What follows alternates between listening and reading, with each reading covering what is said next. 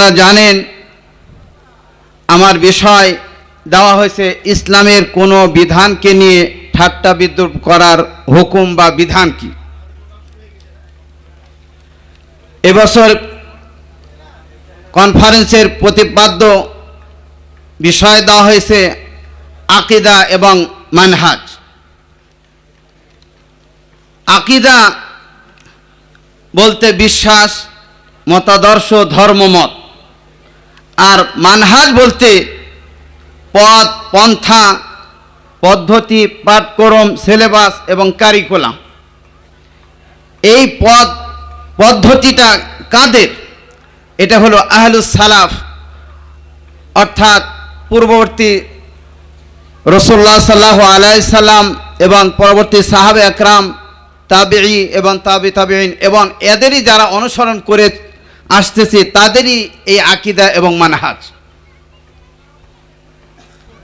যে মানহাজ ও সিলেবাস নিয়ে আহলুল হাদিসরা পথ পাড়ি দিচ্ছেন এবং এই পথেই মানুষকে দাওয়াত এবং আহ্বান করে আসতেছেন। তাদের অনেকগুলি নাম বা বৈশিষ্ট্য রয়েছে। তাদেরকে মোটামুটিভাবে প্রত্যেকটা দেশেই বলা হয় আহলুস সুন্নাহ ওয়াল জামাআহ। আবার তাদের আরেকটা নাম আত-তাইফাতুল মানসুরা, সাহায্যপ্রাপ্ত দল। অন্য ভাষায় বলা হয় আহলুল হাদিস। মালয়েশিয়া এবং অন্যান্য দেশেও বলা হয় মুহাম্মাদি, যাদেরকে বলা হয়। বাংলাদেশেও অনেক এলাকায় মুহাম্মাদি বলেও পরিচিত আছি আমরা। আমাদের অসংখ্য গুণাগুণ, এগুলা নাম পূর্ববর্তী সালাফদের থেকেই চলে আসছে। যেরকমভাবে ইমাম আহমদ বিন হাম্বল তিনি বলতেন আহলুল হাদিস সারা বিজয়ী দল, সাহায্যপ্রাপ্ত দল, সঠিক পথের দল কারা আমার জানা নেই। সুবহানাল্লাহ। আর এটাও জানা বিষয় কাসরাতুল আসমা তাদুল্লু আলা শারাফিহা, যে দলের সবচেয়ে বেশি নাম এটা প্রমাণ করে তার সম্মান মর্যাদা বহনের দিকে। আমি আলোচনা করতে চাই যে ইসলামকে নিয়ে কোনো বিষয় নিয়ে, ইসলামের কোনো বিষয় নিয়ে ঠাট্টা বিদ্রুপ করার বিধানটা কি। ইসলামকে নিয়ে ঠাট্টা বিদ্রুপ করা, কোনো বিধান নিয়ে ঠাট্টা বিদ্রুপ, কোরআনের আয়াতকে নিয়ে, হাদিসকে নিয়ে, দাড়ি টুপি, সালাত, হজ, যাকাত ইত্যাদি বিষয় নিয়ে, পর্দা নিয়ে, অথবা সওয়াব, শাস্তি, ইসলামে বিধান রয়েছে কি কাজ করলে সওয়াব হয়, কি কাজ করলে শাস্তি হয়, এগুলো নিয়েও ঠাট্টা বিদ্রুপ চলে কিন্তু সমাজে। যেটা নাওয়াকিজুল ইসলাম বলে, যার মধ্যে এই বিষয়টা পাওয়া যাবে সে ইসলাম থেকে বাইর হয়ে যাবে, মোরতাদ হয়ে যাবে, তাকে কাফের হিসাবে ফতোয়া দেওয়া শরীয়ত কর্তৃক স্বীকৃত। সম্মানিত উপস্থিতি, নাওয়াকিজুল ইসলাম 10টি। 6ষ্ঠ নাম্বার হলো, যেটা আমাকে বিষয় দেওয়া হয়েছে, কোনো বিষয় বা কোনো বিধান নিয়ে, ইসলামের কোনো বিধান নিয়ে ঠাট্টা বিদ্রুপ করা, এটা হলো 6ষ্ঠ নাম্বার, যেটা আপনারা কিছুক্ষণ আগেই শুনলেন। স্মরণিকা নামে এটা বাহির হবে, যেটা ডাঙ্গিপাড়ায় রাজশাহীতে যে সালাফি কনফারেন্স ছিল, ভাগ্যক্রমে সেটা বন্ধ হয়ে গিয়েছিল, তখনই হাতে পেয়ে যেতেন হয়তোবা। সেগুলো বিষয় নিয়েও এখানে আলোচনা হচ্ছে। আমরা যারা ওখানে বিভিন্ন বিষয়ের উপর যারা বক্তব্য দেওয়ার কথা ছিল তারাও এখানে এসেছেন, ধারাবাহিকভাবে তারাও বক্তব্য দিচ্ছেন। সম্মানিত উপস্থিতি, আমাদের জানার কথা যে ইসলামকে নিয়ে কোনো ঠাট্টা বিদ্রুপ করা, এটা ছিল মুনাফিকদের চরিত্র, যেটা আল্লাহ রসুল সাল্লাল্লাহু আলাইহি সাল্লামের জামানায় পরিলক্ষিত হয়েছিল। এবং এখনও কিছু নামধারী মুসলমান ইসলামের বিষয়কে নিয়ে ঠাট্টা বিদ্রুপ করে। আমরা সকলেই অবগত যে কাফের মুশরিকরা যে ইসলামের কোনো বিষয় নিয়ে ঠাট্টা বিদ্রুপ করা, এটা তাদের অভ্যাস, করতেই পারে। কিন্তু মুসলমানদের লেবাস পরে করাটা এটা মানানসই নয়।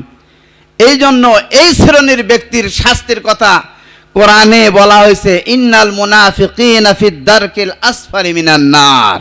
যারা মুনাফিক তাদের শাস্তি হবে জাহান্নামের সবচেয়ে কঠোর এবং সবচেয়ে জঘন্যতম শাস্তি তারা পাবে। তার কারণ তারা লিবাস পরে উপরে ইসলাম প্রকাশ করেছে, ভিতরে মুনাফিকি কুফরিকে আড়াল করে তারা কি করতেছে, ইসলামের লেবাস পরে ইসলামের বিরুদ্ধে, মুসলমানদের বিরুদ্ধে তারা ষড়যন্ত্রে লিপ্ত রয়েছে। তাদের থেকে সাবধান থাকতে হবে। একটি ঘটনা বললে পরিষ্কার হয়ে যাবে। ইবনে ওমর রাদিয়াল্লাহু তাআলা আনহু বলেন, তাবুক যুদ্ধে কোনো এক বৈঠকে জনেক এক মুনাফিক, তার নাম হলো ওয়াদিয়া বিন সাবেত, সে ব্যক্তি রাসূলুল্লাহ সাল্লাল্লাহু আলাইহি ওয়াসাল্লাম এবং তার সাহাবীদেরকে নিয়ে, তার সাহাবীদেরকে উদ্দেশ্য করে একটি বাক্য বলেছিল। সে বাক্যটা ছিল হলো, মা রাআইনা মিসলা কুররাইনা হাউলাই আরগাবা বুতুনান ওয়ালা আকযবা আলসিনাতান ওয়ালা আজবানা ইনদাল লিকা। এর অর্থ হলো যে আমাদের এই কারিগণদেরকে সবচেয়ে পেট পূজারী এবং কথায় মিথ্যাবাদী এবং যুদ্ধক্ষেত্রে তারা কাপুরুষতার পরিচয় দেয়, এরকম আর কাউকে আমরা দেখি নাই। উদ্দেশ্য ছিল সাহাবা এবং আল্লাহ রসুলকে। অথচ এই কথার সাথে কিন্তু কাজের কোনো মিল নাই। সাহাবারা একরামরা একটি খেজুর খেয়েও তারা যুদ্ধে মাঠ থেকে তারা পলায়ন করেনি কখনো, নিজের জীবনকে উৎসর্গ করে দিয়েছে ইসলামের জন্য, যার দরুন আজকে আমরা সুন্দর একটি ইসলাম আমরা পেয়েছি আলহামদুলিল্লাহ। রাসূল সাল্লাল্লাহু আলাইহি সাল্লাম ক্ষুধার্ত থেকেও ইসলামের দাওয়াত প্রচার করেছেন, যার অসংখ্য প্রমাণ হাদিসে এসেছে। অথচ এই বিষয় সে মন্তব্য করলো একজন মুনাফিক ব্যক্তি। তাই তারা বলতেছে অধিক পেট পূজারী রসুলকে বলতেছে, নাউজুবিল্লাহ, সাহাবীদেরকে বলতেছে এবং তাদেরকে বলছে তারা হলো কাপুরুষ। মাত্র 313 জন সাহাবীদেরকে নিয়ে আল্লাহ রসুল বদর যুদ্ধে বিজয়ী হয়েছিলেন। পরক্ষণে কয়েক বছর পরে উহুদ যুদ্ধে আল্লাহ রসুল 1000 বাহিনী নিয়ে গেলেন, সেখান থেকে মুনাফিক চলে গেল কত, 350 জন। তারা উদ্দেশ্য ছিল রসুলরা যেন পরাস্ত হন এই উহুদ যুদ্ধে, কিন্তু তারা সফলতা পায় নাই। এটা আল্লাহর তার রসুলকে ওহীর মাধ্যম যা জানিয়ে দিয়েছেন, এরা ওটা খাঁটি মুনাফিক। সম্মানিত উপস্থিতি, এই কথা যখন বললেন তখন একজন সাহাবী, তার নাম ছিল আউফ ইবনে মালিক, তিনি বললেন, তুমি মিথ্যা বলছো রসুল এবং সাহাবীদের সম্পর্কে, অথচ তোমার কথার সাথে কাজের কোনো মিল নেই। তুমি একজন মুনাফিক। অবশ্যই আমি একথা রাসূলুল্লাহ সাল্লাল্লাহু আলাইহি সাল্লামকে আমি জানিয়ে দেব। সাহাবী রওনা দিয়েছেন রসুলকে জানানোর জন্য। ইতিমধ্যে আল্লাহ রাব্বুল আলামিন কোরআনের একটি আয়াত অবতীর্ণ করে রসুলকে আগেই জানিয়ে দিয়েছেন ওই মুনাফিকের কথাগুলো। ওই মুনাফিক এসে আল্লাহ রসুলের কাছে ওজর পেশ করলেন, তার ওজর গ্রহণ করলেন না, বরং আল্লাহ রসুল জানিয়ে দিলেন তোমার ব্যাপারে যে আয়াত নাযিল হয় তুমি আগে শোনো। সে আয়াতটা কি? ওয়ালা ইন সাআলতাহুম লা ইয়াকুলুন্না ইন্নামা কুন্না নাখুযু ওয়া নালআব। আল্লাহ রসুল বললেন তুমি কি কথা বলেছিলে? আল্লাহ রসুল বলতেছেন, আল্লাহ কোরআনে যেটা বলে দিচ্ছেন, হে রসুল তুমি যে তাদেরকে জিজ্ঞাসা করো তারা তো অবশ্যই বলবে ইন্নামা কুন্না নাখুযু ওয়া নালআব, আমরা কেবলমাত্র কথোপকথন করছিলাম এবং তামাশা করতেছিলাম, খেল তামাশা, যেটা আমরা পরস্পরে অনেক বন্ধু বান্ধব করে থাকি, এই ধরনের কথা ছাড়া আর কিছু আমরা বলি, উদ্দেশ্য আমাদের এটাই ছিল। কিন্তু আল্লাহ তো অন্তর খবর জানেন, যেটা ওহীর মাধ্যম দিয়ে জানিয়ে দিয়েছেন। আল্লাহ তার রসুলকে এই ব্যাপারে যতই তারা সাক্ষী দিক, ক্বালু নাশহাদু ইন্নাকা লা রাসূলুল্লাহ, তারা বলতো রসুলের কাছে অবশ্যই অবশ্যই আমরা সাক্ষী দিচ্ছি আপনি আল্লাহ রসুল, আল্লাহু ইয়াশহাদু ইন্নাল মুনাফিকিনা লাকাযিব, আর আল্লাহ সাক্ষী দিচ্ছেন মুনাফিকরা অবশ্যই মিথ্যাবাদী। এটা আল্লাহ রসুল আগেই জানতেন। সম্মানিত উপস্থিতি, তো এই ওজরটা সে পেশ করলো। ইবনে ওমর রাদিয়াল্লাহু তাআলা আনহু বলেন, আমি তাকে দেখলাম সে আল্লাহ রসুলের আল্লাহ রসুল উঠে চড়েছিলেন, আর উঠের লাগাম ধরে আল্লাহ রসুল সাল্লাল্লাহু আলাইহি সাল্লামের কাছে যে উজর পেশ করতেছে, এবং উট চলতেছে আর সে পায়ের আঘাতে, উঠের পায়ের আঘাতে যেতে পাথর ছুঁড়ে ছুঁড়ে তার গায়ের উপর পড়তেছে, তারপরে সে লাগাম ছাড়তেছে না। তাহলে বুঝেন আল্লাহ রসুলের কত নিকটতম ব্যক্তি ছিলেন, প্রিয় ছিলেন না কিন্তু নিকটতম ষড়যন্ত্র।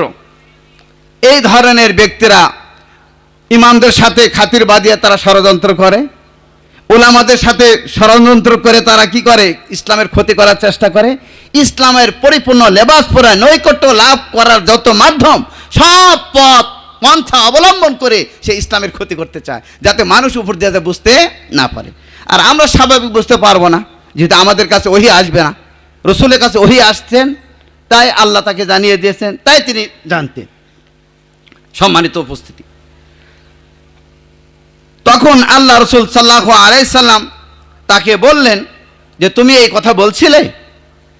তখন সে ওই একই উত্তর দিল, আমরা শুধু পথের ক্লান্তি দূর করার জন্য যে সমস্ত কথাবার্তা বলা হয়ে থাকে তাই আমরা বলেছিলাম।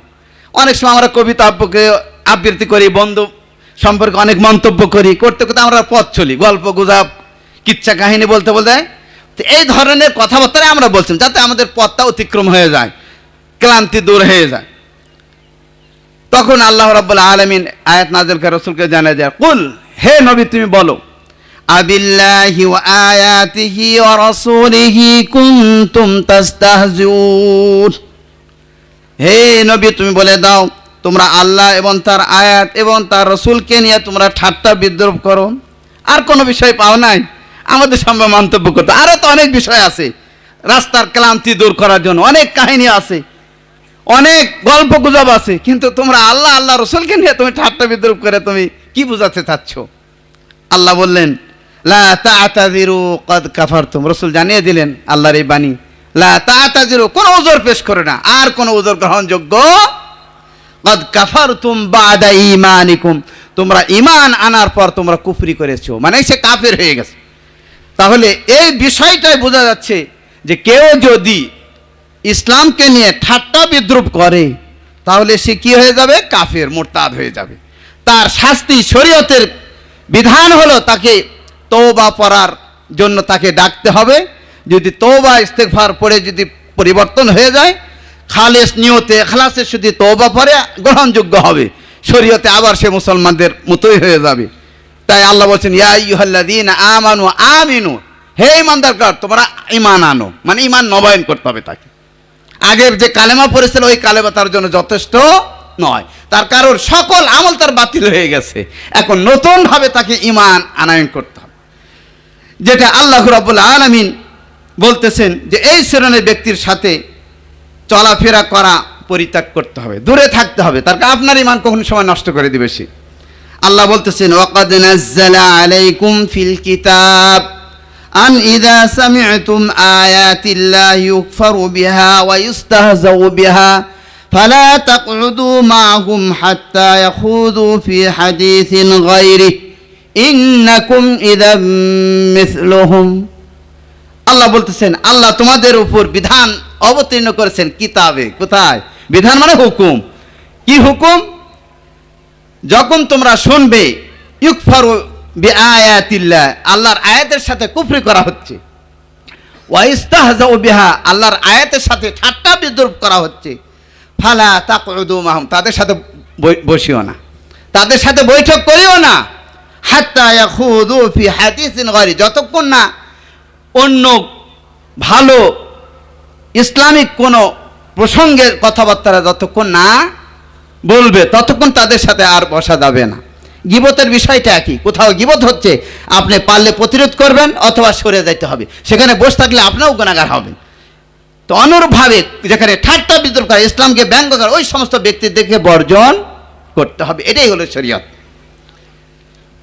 আরও অসংখ্য আয়াত রয়েছে যেটা অল্প টাইমের মধ্যে বলা সম্ভব নয়। এখন হলো সতর্ক বাণী আমাদের জন্য কি, যারা এ ধরনের ধর্ম নিয়ে ধর্মের সাথে ঠাট্টা বিদ্রুপ করবে, এই সমস্ত ব্যক্তির সাথে কি করতে হবে? সম্পর্ক ছিন্ন করতে হবে। যেটা আল্লাহ অন্য আয়াতে বলতেছেন, তাদের বন্ধুত্ব বানান যাবে না, ইয়া আইয়ুহাল্লাযীনা আমানু লা তাত্তাখিযুল্লাযীনা ইত্তাখাযু দীনাকুম হুজওয়ান ওয়া লাইবা। হে ঈমানদারগণ, তোমরা তাদেরকে বন্ধু হিসাবে গ্রহণ করিও না যারা তোমাদেরকে দিন নিয়ে ঠাট্টা বিদ্রুপ হাসি তামাশা করে। এই শ্রেণীর ব্যক্তি আমাদের সমাজে ছিল, আছে এবং থাকবে, ছিল, আছে এবং থাকবে। যে ধরনের গত নির্বাচনের আগে কোনো এক এমপি, টাঙ্গাইলের নামও আমি বলে দিই, সমস্যা নেই, লতিফ সিদ্দিকীর, কাদের সিদ্দিকী বঙ্গবীরের ভাই, মন্ত্রী ছিলেন। হজ মৌসুমে যায় হজ নিয়ে সে কটাক্ষ করেছিল যে মুহাম্মদ সাল্লাল্লাহু আলাইহি সাল্লাম ব্যবসা কেন্দ্র খোলার জন্য হজের প্রচলন করেছে। নাউযুবিল্লাহ। প্রতিরোধ, অনেক প্রতিবাদ হয়েছে, লেখালেখি হয়েছে। লাস্টে সরকার নিজের মুখ ঢাকার জন্য তাকে দ্রুত কি করেছিলেন, পদত্যাগ করতে বাধ্য করেছিলেন। যে এখন এলাকায় কোনো লোকও তাকে পোষে না। এইরকম এখনও যদি কোনো সরকার প্রধান হোক, কোনো এমপি হোক, মন্ত্রী হোক, যতই ক্ষমতা, আমরা যদি সঠিক দলিল প্রমাণাদির মাধ্যম দিয়ে প্রতিরোধ করে তুলি, লেখালেখি যদি করি, যার যেরকম শক্তি আছে, তাহলে আমাদের এই বাংলাদেশের আর কোনোদিন তারা মাথা খাড়া করে দাঁড়িয়েতে থাকতে পারবে না ইনশাআল্লাহ। আপনার প্রস্তুত আছেন? লিল্লাহে তাকবীর, লিল্লাহে তাকবীর। বিশেষ করে দাওয়াতি প্রোগ্রামে যারা মানহাজ এবং সালাফ মানহাজ নিয়ে, আকীদা নিয়ে যারা কথা বলে, তাদের তো বিরুদ্ধে তো আছেই, ওলামারাই আছেন, তাই না? তরিকত, মারিফত, আহলুস সুন্নাত ওয়াল জামাত, ওরাও নাম দিয়েছে। হ্যাঁ, সুন্নতি কি কনফারেন্স, সুন্নতি কনফারেন্স দেখলাম পত্রিকায়, এখানে বিভিন্ন জায়গায় টাঙ্গানো আছে।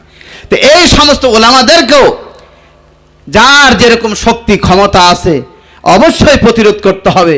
আল্লাহ রাসূল সাল্লাল্লাহু আলাইহি ওয়াসাল্লাম বলছেন, মান রাআ মিনকুম মুনকারান ফালিয়ুগাইয়িরু বিয়াদি। যার যেরকম সামর্থ্য তোমাদের রয়েছে, যদি শক্তি তাহলে থাকে, অন্যায় দেখলে তুমি প্রতিরোধ করে গড়ে তোলো, শক্তি দিয়ে, হাতের শক্তি দিয়া, আইনি শক্তি দিয়া, দলিল প্রমাণাদির শক্তি দিয়া। উদউ ইলা সাবিলি রাব্বিকা বিল হিকমা ওয়াল মাউইযাতিল হাসানা। সুন্দর উপদেশ, জ্ঞান, গর্ব, আলোচনার মাধ্যম তাদের প্রতিরোধ করতে হবে। ফাইল্লাম ইয়াস্তাতি ফাবিলিসানিহি। যদি সেই শক্তি যদি না থাকে, মুখে বিবৃতি, বক্তব্য, সেমিনারের মাধ্যম দিয়ে তাদের প্রতিরোধ গড়ে তুলতে হবে। ফাইল্লাম ইয়াস্তাতি ফাবিকলবিহি। যদি তাও যদি সক্ষম না হয়, তাহলে অন্তর থেকে ঘৃণা করতে হবে। এটাও যদি না হয়, তার সাথে সাক্ষ্য দিয়ে চলতেছেন, তাহলে মনে করবেন আপনিও তাকে সাহায্য করলেন, যে শরীয়ত নিষিদ্ধ। আল্লাহ বলছেন, ওয়া তাআওয়ানু আলাল বিররি ওয়াত তাকওয়া ওয়া লা তাআওয়ানু আলাল ইসমি ওয়াল উদওয়ান। হে ঈমানদারগণ, তোমরা একজন আরেকজন পরস্পরে তোমরা ভালো কাজে, তাকওয়া ভীরুতার কাজে, সঠিক ধর্ম প্রচারের ক্ষেত্রে তোমরা সহযোগিতা করো। ওয়া লা তাআওয়ানু আলাল ইসমি ওয়াল উদওয়ান। যেখানে গুনাহ হয়, যেখানে বেদাত হয়, যেখানে শিরক হয়, যেখানে গুনার আলোচনা হচ্ছে, যেটা ইসলামকে ধ্বংস করার সহযোগিতা হচ্ছে, ওই সমস্ত কাজে তোমরা সহযোগিতা করিও না। এটা আল্লাহর বিধান। কার বিধান? আল্লাহর বিধান। কাজেই আমরা জানলাম যে যারা ইসলামকে নিয়ে, হজ নিয়ে, দাড়ি নিয়ে, পর্দা নিয়ে ঠাট্টা বিদ্রুপ করবে, তারা হলো মুরতাদ। তাদের আমল আল্লাহ বিনষ্ট করে দিবেন। তাকে নতুনভাবে ঈমান নবায়ন করতে হবে, যেটা তাজদীদুল ঈমান বলা হয় আরবিতে। ঈমানকে নবায়ন করতে হবে, যেটা আল্লাহ কোরআন, ইয়া আইয়ুহাল্লাযীনা আমানু আমিনু বিল্লাহি ওয়া রাসূলিহি। হে ঈমানদারগণ, তোমরা আবার ঈমান আনো। আল্লাহ বলতেছেন, একটি আয়াত বলে শেষ করে দেব। আল্লাহ বলেন, যালিকা বিআন্নাহুম কারিহু মা আনজালাল্লাহু ফাআহবাতা আ'মালাহুম। কেন তারা ঠাট্টা বিদ্রুপ করে? তারা ঠাট্টা বিদ্রুপ এই কারণে যে আল্লাহ রাব্বুল আলামিন যে বিষয়টি অবতীর্ণ করেছেন তাদের কাছে মনোভূত নয়, অপছন্দ করে। কিসাস নেওয়া, এটা আবার কি? জেনা করলে বিবাহিতদেরকে মেরে ফেলাইতে হবে, এটা আবার কি? চুরি করলে হাত কাটতে হবে, এটা আবার কি? পর্দা আবার কি? নারী ইচ্ছা মতো তার সৌন্দর্য প্রকাশ করার লাই তো আল্লাহ সৌন্দর্য দিয়েছে। এই ধরনের আজগবি কথা বলে মানুষকে বিভ্রান্ত করে। আল্লাহ বলছেন, ফাআহবাতা আ'মালাহুম, আল্লাহ তাদের সমস্ত আমল বাতিল করে দিয়েছেন। সুবহানাল্লাহ, নাউযুবিল্লাহ। কাজে তাকে ইমানকে নবায়ন করতে হবে। আল্লাহ রাব্বুল আলামিন আমাদেরকে সকলকে তৌফিক দান করুন। আমরা সংক্ষিপ্ত সময়ে যে বিষয়টা আমরা জানলাম, আমরা সতর্ক থাকব এবং নিজের ইমানকে নষ্ট হয় এই ধরনের কার্যকলাপ থেকে আমরা দূরে থাকব। আর যারা এই ধরনের কার্যক্রমের সাথে সম্পৃক্ত তাদের বিষয়টা আমরা সজাগ দৃষ্টিতে প্রচার করব এবং তাদেরকে সতর্ক করব। আল্লাহ আমাদের সকলকে তৌফিক দান করুন। আকুলু কাউলি হাদা ওয়া আস্তাগফিরুল্লাহ লি মিন কুল্লি যামিন ফাস্তাগফিরু ইন্নাহু হুয়াল গফুরুর রহিম। আসসালামু আলাইকুম ওয়া রাহমাতুল্লাহি ওয়া বারাকাতুহু।